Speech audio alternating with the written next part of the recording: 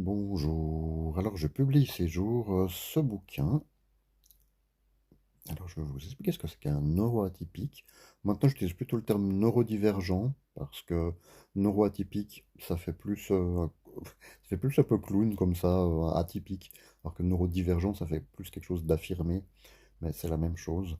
Et donc moi j'estime que je suis donc neurodivergent, comme 20% de la population en fait. Ça regroupe toutes les personnes qui ont eu des chocs sur le système nerveux, que ce soit des chocs physiques, comme un coup sur la tête ou sur la colonne, ou des chocs psychologiques, comme un burn-out, un stress post-traumatique, une grosse dépression. En gros, après un gros stress ou un choc sur le système nerveux, il doit se reconstruire. Et comme il doit se reconstruire, ça lui fait trop à gérer et il se met à avoir des problèmes euh, du système nerveux autonome. Ça veut dire, ça veut dire ce genre de problème.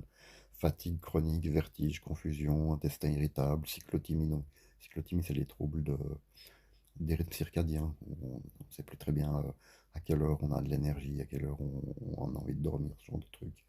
Et donc, on a 20% des totales des consultations qui sont liées à ce genre de choses, que la médecine occidentale ne sait pas du tout traiter. Et moi, j'estime que je commence à avoir une certaine expertise là-dedans. Ça fait 30 ans que je cherche. J'ai appris à consulter de la bibliographie médicale, des banques de données en ligne médicales, professionnelles, avec un regard critique. J'ai énormément expérimenté et donc voilà, je commence à produire un discours là-dessus. Ça fait 30 ans que je fais de la recherche sur ce sujet pour moi-même. J'ai créé un forum en ligne qui s'appelle Neurodivergent. Et voilà. Donc, si vous vous sentez concerné par le problème de la neuroatypie, ce livre, il y a une première partie très théorique pour faire comprendre ce que c'est que ce problème, parce qu'en fait, les gens généralement qui ont ce genre de problème mettent longtemps à l'identifier, étant donné que les médecins eux-mêmes ne savent pas l'identifier. Et une fois que le problème est identifié, les médecins ne savent pas le traiter non plus.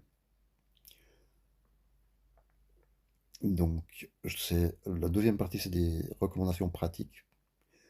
Et la première partie, c'est la théorie. Voilà. Je vous souhaite une bonne lecture et une bonne journée.